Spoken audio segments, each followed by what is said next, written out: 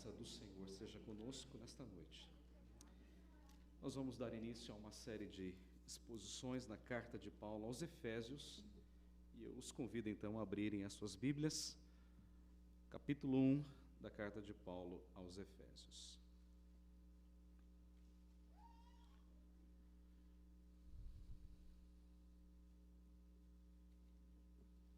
Carta de Paulo aos Efésios.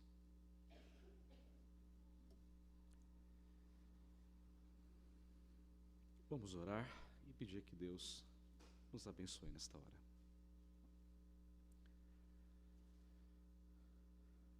Pai Celestial, nós estamos diante da Tua presença santa, bendita, incomparável. E nesta hora, Senhor, que vamos abrir a Tua palavra e aprender dela, nós te suplicamos humildemente, fala conosco de maneira clara, de maneira compreensível. E para isso, Senhor, usa o Teu servo como um instrumento nas Tuas mãos. Que ele fale, ó Deus, com clareza, com simplicidade, com profundidade e com praticidade. Que o Teu nome seja glorificado nesta noite e que a Tua igreja seja edificada.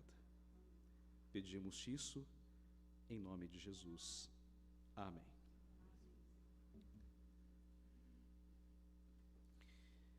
Efésios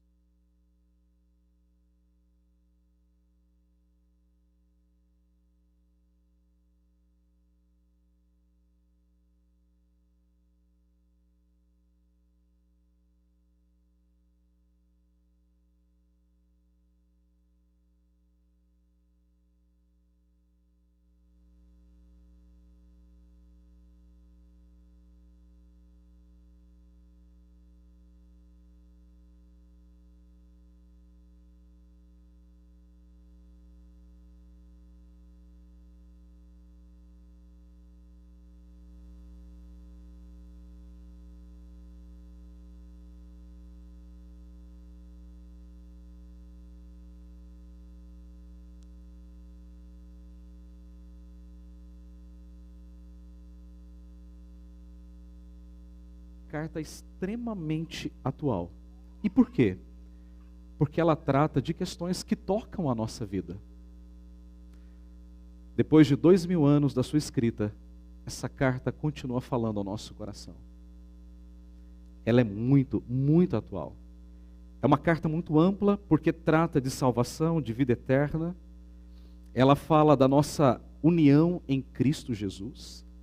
Fala da unidade dos crentes em Cristo Jesus. Ela fala da importância da santificação em Cristo. Ela fala da necessidade do abandono das velhas práticas e da necessidade de um cultivo de novos hábitos em Cristo Jesus. Mas é uma carta que também fala de relacionamento familiar, marido e esposa. É uma carta que fala de relacionamento entre pais e filhos. É uma carta que fala como devemos nos preparar para a grande batalha ou as batalhas espirituais que nós enfrentamos a cada dia. Então é uma carta muito completa, é uma carta muito profunda e ao mesmo tempo é uma carta extremamente prática para a nossa vida cristã. E meu desejo é que ao longo dessas semanas que virão, Deus nos abençoe na exposição da sua palavra e que assim o nome dele seja glorificado, a igreja seja alimentada. Eu quero começar então com algumas informações importantes sobre essa carta, para que a gente entenda o contexto na qual ela foi escrita. Alguns estudiosos acreditam que a carta de Paulo aos Efésios não seja necessariamente uma carta específica à igreja, mas talvez uma carta circular, uma carta endereçada a Éfeso, a igreja de Éfeso, mas que poderia ser lida em outras congregações próximas à igreja de Éfeso. A carta aos Gálatas não é necessariamente a uma igreja, mas às igrejas da Galácia. A carta de Paulo aos Colossenses também poderia ou deveria ser lida em outras igrejas. Então, era uma carta talvez que tivesse um propósito mais abrangente do que apenas a igreja de Éfeso.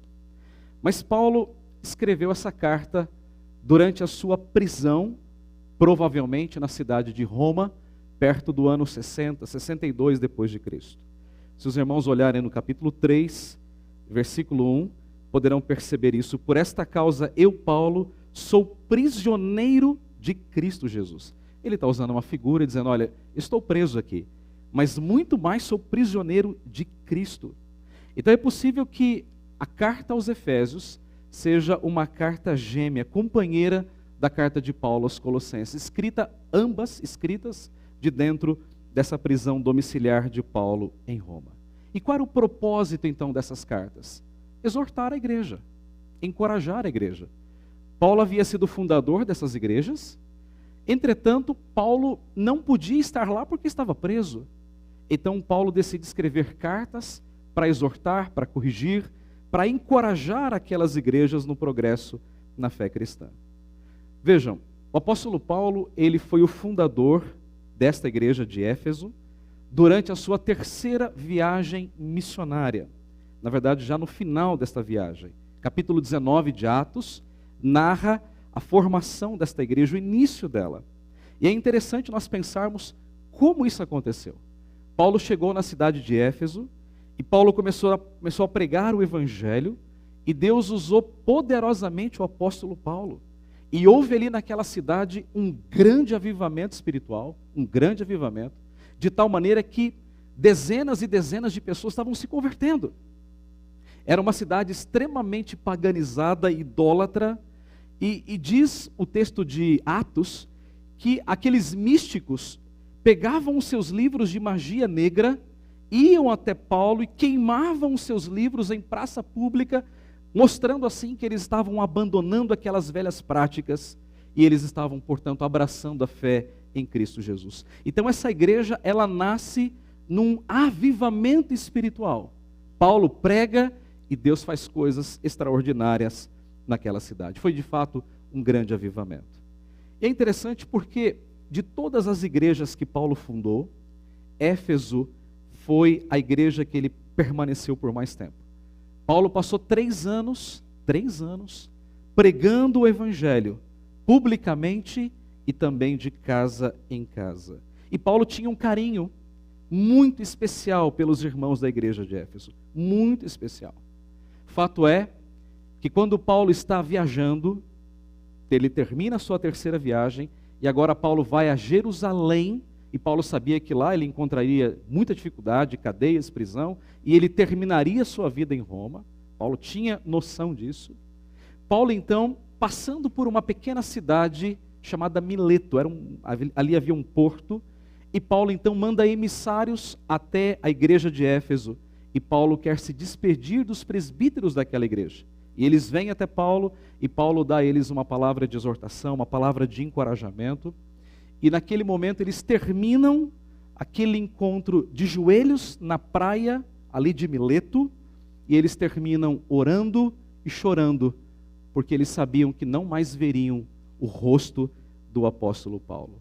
Então, depois dessas palavras, Paulo se despede, Paulo encerra o seu momento com aquela liderança, e Paulo parte em direção a Jerusalém, onde ele sabia que as cadeias ali estavam preparadas para ele. Algum tempo depois, não sabemos exatamente quanto tempo, Paulo vai a Jerusalém, depois Paulo é preso, e Paulo apela a César, e Paulo então viaja até Roma. E de lá então, da sua prisão domiciliar, Paulo se vê obrigado ou encorajado a escrever então essa carta à igreja de Éfeso. E Paulo então escreve para dar instruções à igreja. É interessante porque essa carta não fala de nenhuma heresia específica, como por exemplo na igreja dos Colossos. Ali havia uma chamada heresia dos colossenses, né? Misticismo, ascetismo, não viam Cristo como Deus e assim por diante. Então aqui na igreja de Éfeso não havia aparentemente nenhuma heresia, mas Paulo escreve essa carta para encorajar aqueles irmãos. Agora, nós precisamos compreender que a igreja de Éfeso, ela está inserida, isso aqui é muito importante, numa cultura extremamente paganizada, mundanizada idólatra e hedonista. Era uma cultura muito difícil. Era uma cidade importante, talvez uma das maiores cidades da província romana, né? Província da Ásia. Tanto é que nessa cidade, na cidade de Éfeso, estava ali o templo à deusa Diana. Era assim que os romanos chamavam, ou Ártemis, que assim chamavam os gregos. Você se lembra que naquele período, o domínio era o domínio romano, que havia sucedido o domínio grego. E esse templo havia sido erigido durante o domínio grego. E os romanos, então, adoravam essa deusa chamada deusa Diana. Era conhecida como a deusa da caça, a deusa da pesca. Se você depois procurar no Google a deusa Diana ou Ártemis, você vai ver uma mulher com um arco e flecha e um cervo na mão. Uma deusa da caça ou da pesca, por assim dizer. Mas além desse ambiente extremamente paganizado, idólatra, Paulo também tem que lidar com outro problema na igreja, que é um problema de relacionamento. Os judeus da igreja não aceitavam a inclusão, a entrada, a permanência dos gentios na fé. Os judeus que se converteram entendiam que só eles faziam parte da igreja, porque eles eram israelitas. E Paulo diz, não, o evangelho agora é para todos os povos. E isso acontece em Atos capítulo 2, quando o Espírito é derramado. Ali, o evangelho está sendo derramado sobre todos. E esses judeus da igreja disseram, não, os gentios não, eles não podem fazer parte da mesma fé. Então, estava havendo ali na igreja de Éfeso um certo conflito entre judeus e gentios. E como é que Paulo trata disso? Paulo diz que a cruz de Cristo une os judeus e os gentios. Tanto é que Paulo fala que nós temos uma só fé, um só batismo, um só Senhor, um só Espírito. Então, quer dizer, nós servimos ao mesmo Deus. Somos povos diferentes, com culturas diferentes, mas nós servimos e adoramos o mesmo Deus. Então, é nesse contexto que o apóstolo Paulo escreve essa carta à igreja de Éfeso. E hoje à noite eu quero abordar apenas os versículos 1 e 2. Às vezes a gente lê isso aqui tão rápido e a gente não percebe as verdades que estão aqui nesse texto. E nessa noite o tema da minha mensagem é como podemos ser encorajados enquanto igreja de Cristo. O que é que nos encoraja a viver neste mundo enquanto igreja de Cristo? Duas coisas. Em primeiro lugar, nós descobrimos a nossa identidade. Nós descobrimos a nossa identidade. Veja o versículo 1. Versículo 1. Paulo, apóstolo de Cristo Jesus, por vontade de Deus, aos santos que vivem em Éfeso e fiéis em Cristo Jesus. Como é que Paulo então identifica os seus leitores? Paulo diz que eles são santos e que eles são fiéis. E o que chama a nossa atenção é que o apóstolo Paulo, ele chama a igreja de santa.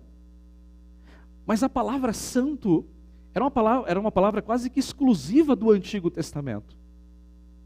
E era uma palavra quase que exclusiva para os sacerdotes.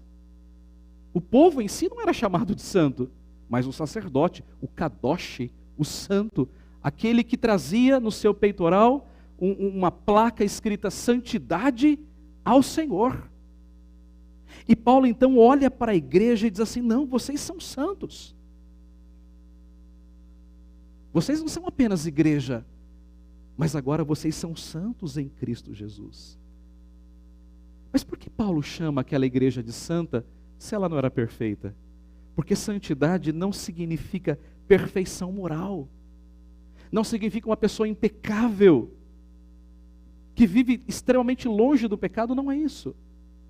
Santidade significa ser separado. Quer um exemplo? Hoje pela manhã nós celebramos a ceia. E nós chamamos esse momento de Santa Ceia. Por que é Santa Ceia? Porque significa, é uma ceia separada. Ela é separada do uso comum, daquilo que é secular, daquilo que é do nosso dia a dia, para um momento específico. Por isso que é uma ceia santa. E quando Paulo olha para a igreja de Éfeso, Paulo está dizendo, vocês foram separados do mundo, separados do secularismo, para viverem uma vida santa. Mas além disso, Paulo também se dirige àqueles irmãos e ele usa aqui uma segunda palavra muito importante. Paulo os chama de fiéis. É uma outra palavra muito interessante, porque fidelidade aqui tem a ver com confiança. Aquela pessoa em que se pode confiar, uma pessoa verdadeiramente fiel.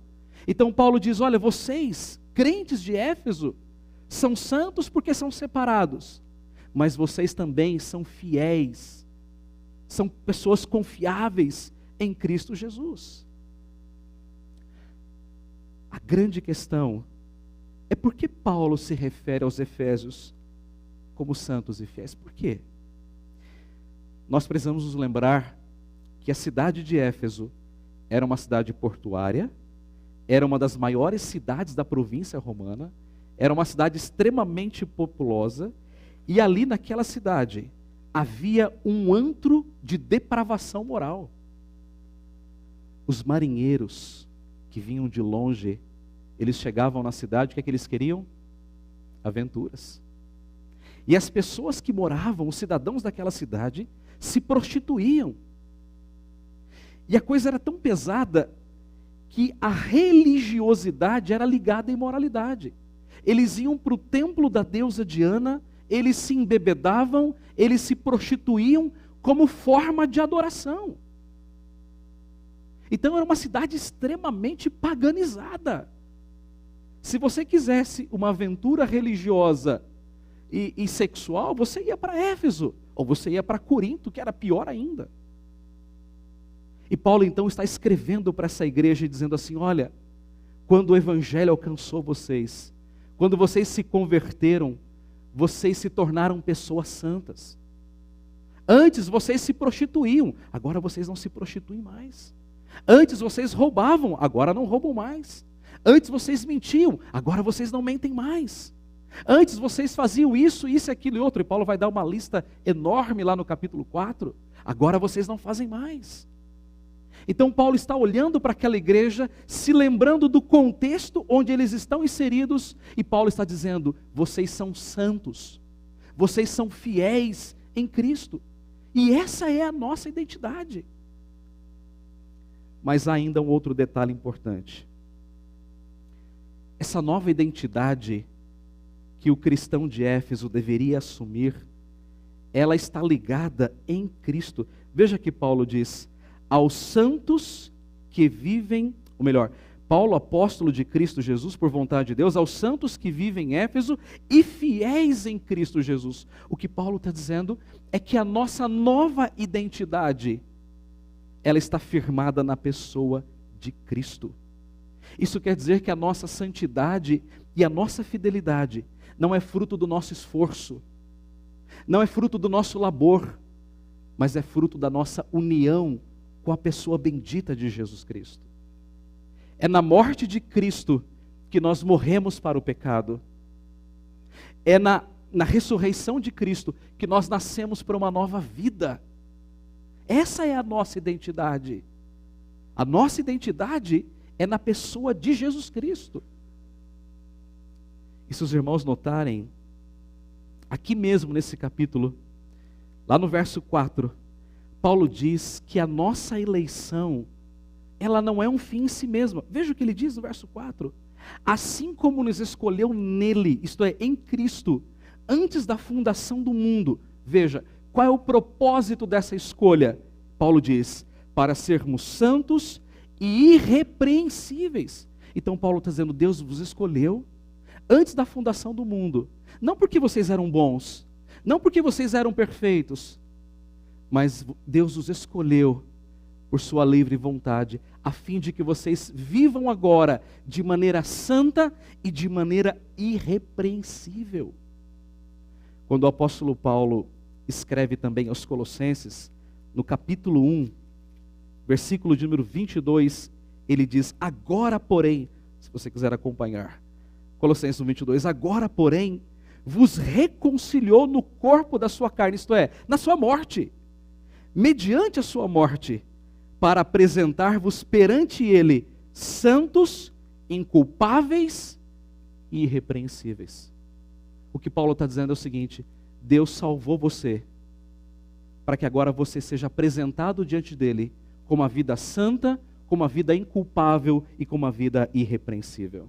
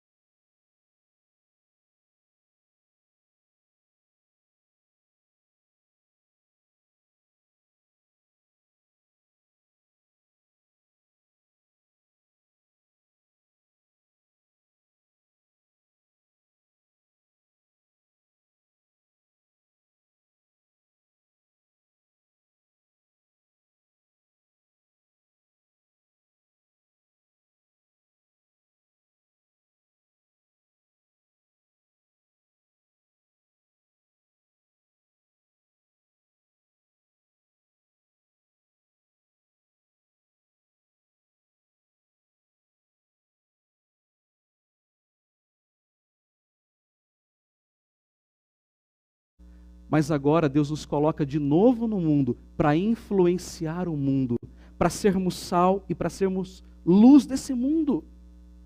Irmãos, alguém já disse que talvez o único evangelho que muitas pessoas vão ouvir é a nossa vida. Talvez o nosso vizinho lá de apartamento, no mesmo andar, talvez ele nunca vá ler a Bíblia. A única coisa que ele vai ter do evangelho é a sua vida, o seu procedimento diário. Na maneira como você fala, na maneira como você age, na maneira como você reage. Então nós somos chamados para espelhar no mundo a santidade de Deus, essa é a razão. Nós somos santos porque Deus é santo. E o nosso chamado é para refletir, para espelhar, para ecoar essa santidade de Deus no mundo. A nossa vida, ela tem que ser santa e fiel em todas as coisas. Nós devemos viver uma vida santa e fiel na nossa vida pessoal, quando nós estamos sozinhos com o nosso laptop. Nós devemos viver uma vida santa e fiel dentro do nosso lar, no nosso casamento, amando a nossa mulher, amando o nosso marido, educando os nossos filhos. Nós devemos viver uma vida santa e fiel lá no nosso trabalho, quando nos pedirem para fazer coisa errada, nota fria, dinheiro por fora, caixa 2. Nós devemos ser santos e fiéis quando todos os nossos colegas de faculdade colam na cara dura. O professor sabe, todo mundo sabe, mas você é crente, você é fiel. Você tem que ser fiel e santo no seu namoro, porque na faculdade, no mundo, os namorados se relacionam sexualmente. Eles vão para os motéis da vida e vivem como se fossem casados. Mas Deus nos chama para viver de maneira santa e fiel nos nossos relacionamentos. Deus nos chama para viver de maneira santa e fiel em tudo aquilo que nós fazemos.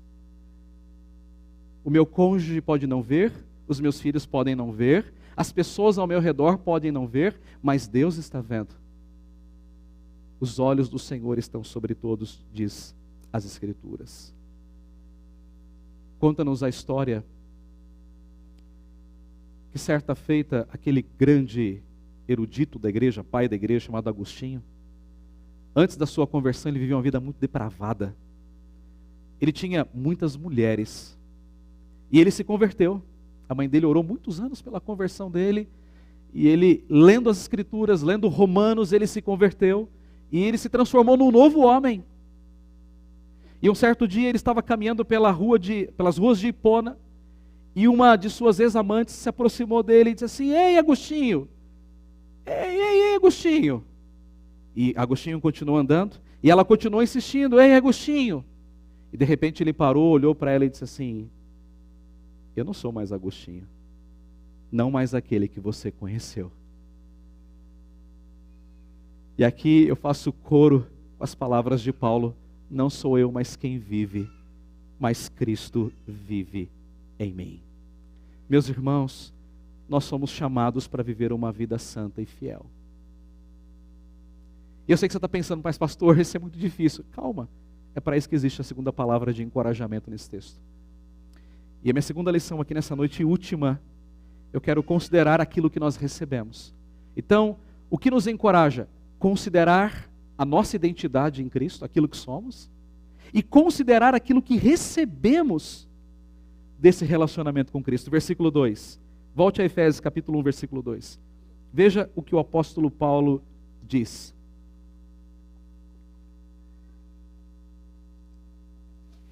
Graça a vós outros e paz da parte de Deus, nosso Pai, e do Senhor Jesus Cristo. Nota, irmãos, que Paulo usa aqui dois termos. Primeiro ele fala de santos e fiéis, e agora Paulo fala de graça e de paz. A palavra graça, irmãos, às vezes a gente define assim, de maneira muito assim, eu diria simplória. É favor imerecido. Eu acho que graça é mais do que isso. A palavra charis no grego, essa é a palavra para graça, eu acho que não é apenas um favor imerecido, é mais do que isso. É olhar para o outro com misericórdia, com compaixão. É olhar para o ferido e para aquele que está caído e condoer-se por ele. Tal como aquele bom samaritano que para tudo aquilo que estava fazendo, ele olha para aquela pessoa largada à beira da estrada, um moribundo, quase morto. Então graça é esse olhar de compaixão, de misericórdia. É interessante porque nesse mesmo capítulo, no versículo de número 7, Paulo nos dá uma extensão dessa graça. Veja o que ele diz: no qual temos a redenção, isto é, a libertação, pelo seu sangue, a remissão dos pecados. Então ele está dizendo o seguinte: olha, por causa de Cristo nós temos libertação do nosso pecado, nós temos a redenção, nós temos o perdão, a remissão dos nossos pecados. E qual é a razão disso? Paulo diz: segundo a riqueza da sua graça. Então o que Paulo está dizendo é que a graça de Deus é uma graça ilimitada, é uma graça abundante, é uma graça rica, incomensurável, incontável, indizível, inaudível. É uma graça que realmente não se compara a absolutamente nada. Eu diria que graça é uma coisa quase que indefinível, porque realmente é uma coisa muito profunda, essa graça de Deus por nós. Mas você quer ver uma definição ainda mais de graça? Se você olhar para o capítulo 2, da mesma carta, versículo de número 8, Paulo diz assim: porque, está aqui a razão, porque pela charis, porque pela graça sois salvos mediante a fé. O que Paulo está dizendo é: Deus olhou para você e Deus te salvou, porque Ele é gracioso, Ele se compadeceu de você, Ele foi misericordioso, Ele olhou para você como um morto em pecado, e Ele se compadeceu de você. Eu poderia dar aqui várias definições e percorrer toda a Bíblia falando sobre graça, mas o apóstolo Paulo nos dá mais uma definição e última. Quando Paulo escreve a Tito no capítulo 3, Paulo diz assim, que nós somos justificados pela graça. Em outras palavras, Deus pegou a justiça de Cristo, aquela justiça que Ele conquistou na cruz, e Ele imputou, Ele colocou sobre nós, por causa da sua graça. Graça é transferência de justiça, poderíamos dizer. Mas veja então que unida à graça, Paulo fala de uma segunda palavra. Paulo fala de paz. Paulo fala de eirene, essa expressão grega. E note que existe aqui uma coisa interessante. Assim como fidelidade, ser fiel, é uma consequência de ser santo, por isso que Paulo fala santos e fiéis. Então ser fiel é uma consequência de ser santo, porque ninguém pode ser fiel sem ser santo, concorda? Paulo também fala assim, graça e paz. O que Paulo está dizendo é que essa paz é uma consequência da graça que o Senhor nos dá. Interessante isso, não é? Eu só posso ter graça, ou melhor, eu só posso ter a paz, porque antes Deus me deu a sua graça. E note, irmãos, que Paulo, ele está relembrando os seus leitores, que antes da graça, antes deles receberem essa graça maravilhosa, eles viviam em pecado. Antes de receberem a paz e sentirem a paz, eles viviam em inimizade com Deus. Então graça é o contrário de pecado e paz é o contrário de inimizade. E Paulo está dizendo agora, vocês receberam graça. Vocês não vivem mais no pecado. Vocês receberam paz. Vocês não são mais inimigos da cruz de Cristo. E por que Paulo usa essas duas expressões? Paulo poderia simplesmente começar a carta dizendo assim, olá, como vai? Né? Ou como uma expressão romana, naqueles dias, as cartas no início, no cabeçalho, no prefácio, vinha lá, saudação, saúde e paz. Essas eram as cartas tipicamente romanas, mas Paulo não usa isso. Paulo usa duas expressões, graça e paz. E por que Paulo as usa? Lembre-se que a cidade de Éfeso, ela era profundamente marcada pelo paganismo e profundamente marcada por conflitos. As pessoas eram terríveis naquela cidade. Então, diante daquele cenário terrível de paganismo e de conflito, Paulo está dizendo para eles, vocês receberam graça. E vocês receberam paz, oriunda dessa graça. Vivam pela graça, vivam em paz. E de igual modo, irmãos, nós também precisamos ser lembrados que Deus derramou sobre nós graça e paz. Às vezes a gente se cumprimenta, né? Alguns irmãos gostam dessa expressão, eu também gosto. Bom dia, graça e paz. Eu uso muito isso nos textos que eu escrevo, nas cartas formais, como secretário do sínodo, ou às vezes uma carta à igreja, uma carta no seminário, eu coloco lá, saudações em Cristo, graça e paz. É uma expressão bonita. Mas a gente não pode transformar essa expressão tão bonita numa coisa sem sentido, numa coisa simplesmente formal, simplesmente num cumprimento, que eu não acho errado, mas é muito mais do que isso. Nós estamos expressando uma verdade muito profunda, a verdade de que Deus foi gracioso conosco. E hoje nós podemos ter paz com Deus por meio de Cristo Jesus. No capítulo 2, versículo 14, Paulo nos dá uma definição ainda mais profunda dessa paz. Veja aí na sua Bíblia. Olha o que ele diz. Porque ele, falando de Cristo, ele é a nossa paz. Lembre-se que na igreja de Éfeso havia um conflito, judeus e gentios. Aí então Paulo diz, porque ele é a nossa paz, o qual de ambos, isto é, judeus e gentios, fez um, e tendo derribado a parede da separação que estava no meio, a inimizade, aboliu na sua carne. E aí ele vai prosseguir desenvolvendo o seu raciocínio. A paz de Cristo é aquilo que nos une enquanto irmãos. Meus queridos, em Jesus nós temos graça em meio às tentações. Em Cristo nós temos paz em meio às provações.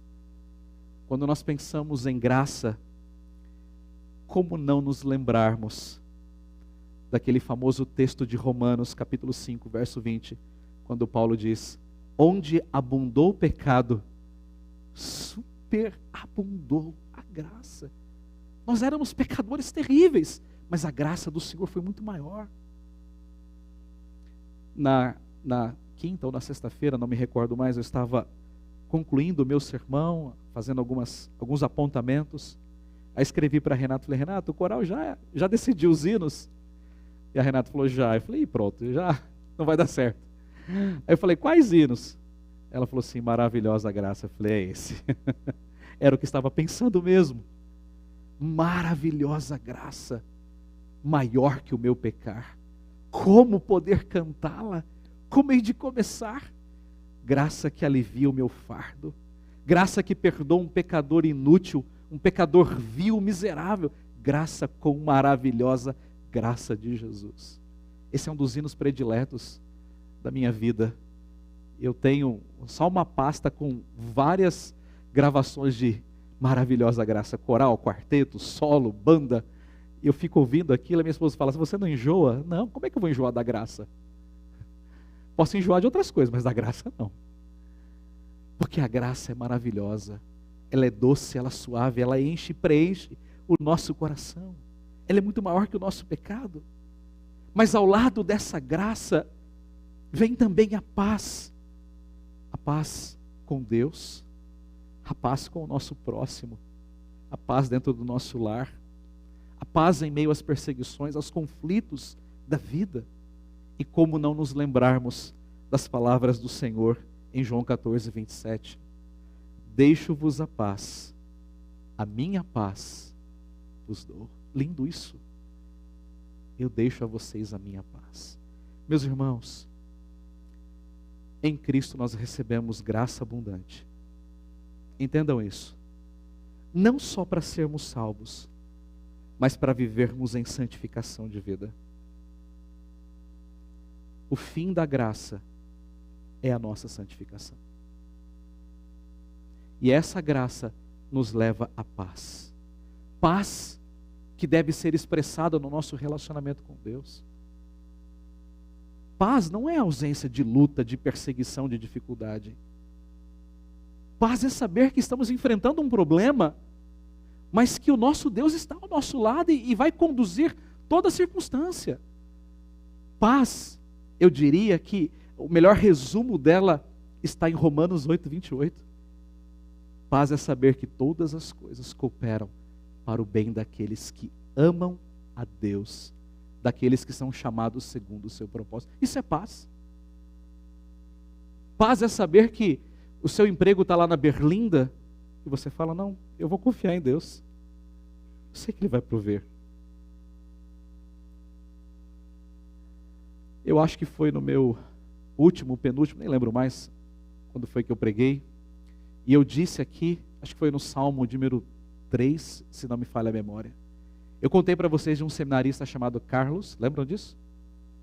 Carlos recebeu um diagnóstico de um tumor na hipófise, que é uma glândula que coordena várias glândulas ao longo do corpo, e esse tumor estava comprimindo o nervo óptico, e ele descobriu porque estava perdendo a visão muito rapidamente.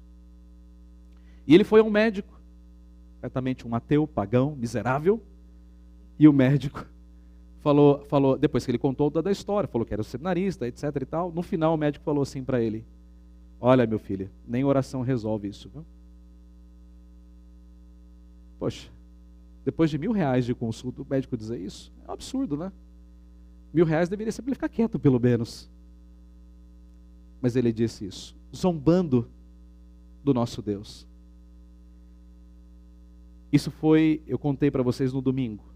Na sexta-feira, eu liguei para o presbítero Cláudio, falei, Cláudio, tem um seminarista aqui, ele precisa de uma cirurgia urgente.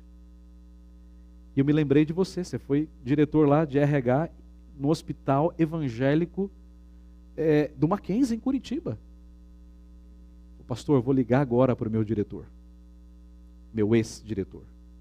E ele ligou, e no domingo à tarde, ele não tinha me contado isso ainda, ele foi me contar na segunda-feira.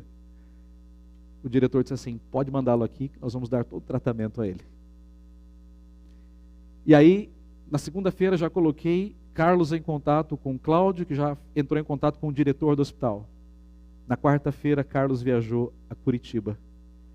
Fez exame de vista, vários exames lá, que eu nem sei quais são exatamente. Vários, ressonância, etc e tal. Fez uma avaliação na quinta-feira. O médico falou, você precisa de uma cirurgia urgente. Fez outros exames, voltou a São Paulo, no outro final de semana, porque o filhinho dele ia professar a fé, e voltou a Curitiba na segunda. Passou pela cirurgia, foi na quarta, Guilherme? Quarta-feira. A cirurgia foi muito bem sucedida, sem nenhuma sequela. Abriu os olhos, conversou com a esposa, mandei um áudio para ele, a Kessia pediu que eu mandasse um áudio, me congratulando com ele. Ele não respondeu, evidentemente, mas está tudo bem. Mas sabe o que me chama mais atenção em tudo isso? Na sexta-feira, Guilherme, quando eu tomei ciência do caso do Carlos, lá no seminário, era o intervalo de aula, eu chamei o Carlos para nós conversarmos e falei: Carlos, eu tenho um hospital em Curitiba assim e tal, é da IPB, do Mackenzie, que pertence à IPB, você estaria interessado em fazer o tratamento por lá? Claro, pastor, eis-me aqui. E falei: como é que está o teu coração? Ele olhou para mim e ele fala assim, muito calmo, né? Ele é meio caipira assim, fala bem calmo. Aí ele disse assim: pastor, o meu coração está em paz. Meu coração está em paz. Oramos juntos. E ele continua em paz. E essa paz chegou a ele porque um dia a graça do Senhor o alcançou. Quando a graça nos alcança, irmãos, a paz é a consequência.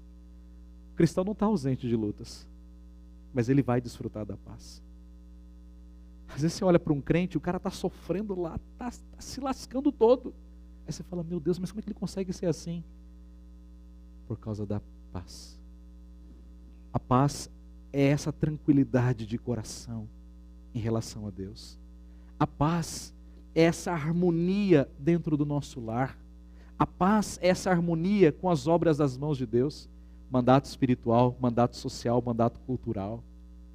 Isso é que os teólogos chamam de o shalom de Deus. Paz é quando existe essa harmonia com Deus, com o próximo e com as coisas criadas por Deus. Isso é paz. Meus queridos irmãos, eu quero encerrar a mensagem dessa noite dizendo que esse texto nos encoraja, nos motiva a duas coisas.